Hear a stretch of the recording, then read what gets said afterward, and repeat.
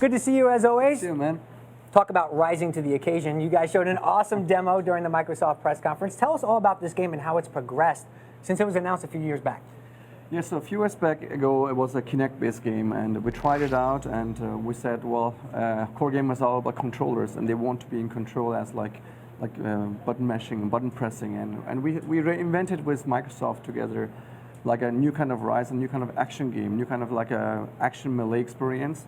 And we said it has to be all about the sword and the shield fight, and has to be about lethality, and also has to depict Rome in a new way from a story perspective, and has to tell a fantastic story that emotionally resonates with us.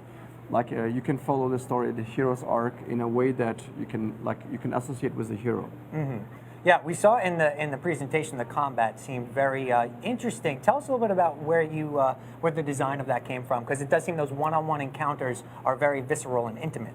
Yes, so the design principle for Ryse has been about capturing the brutality and intensity of the fights and battles that we hear and see about in the history when Roman soldiers did really fight, right?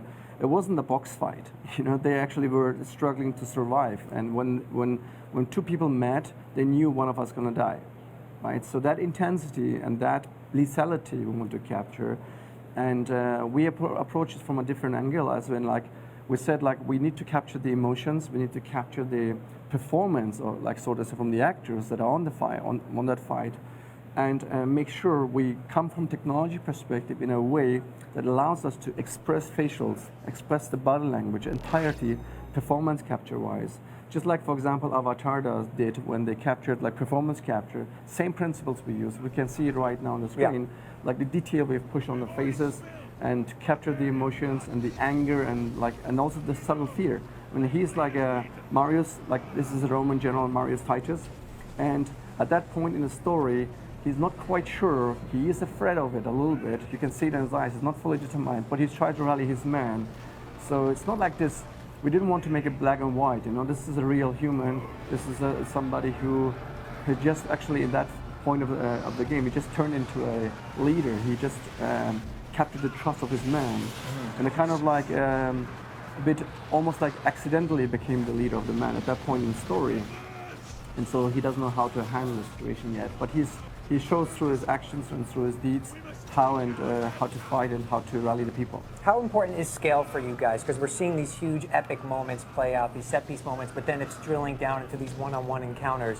So drawing that parallel between what's happening around you and what's happening next to you. Exactly. It's always exciting to start from a macro perspective and then go really deep, in people's faces, so to say, like we see right now.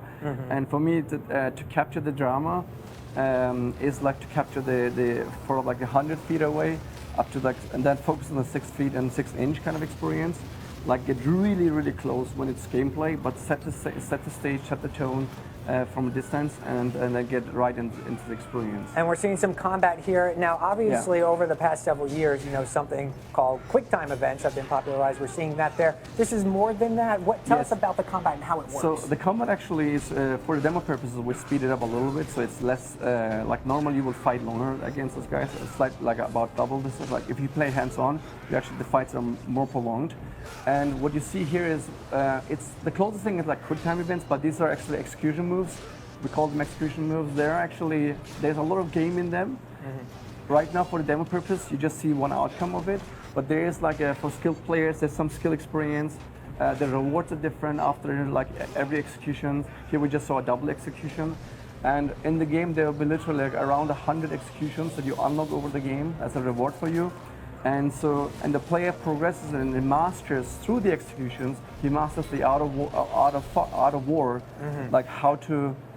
to fight with a sword and shield. He becomes a master of it.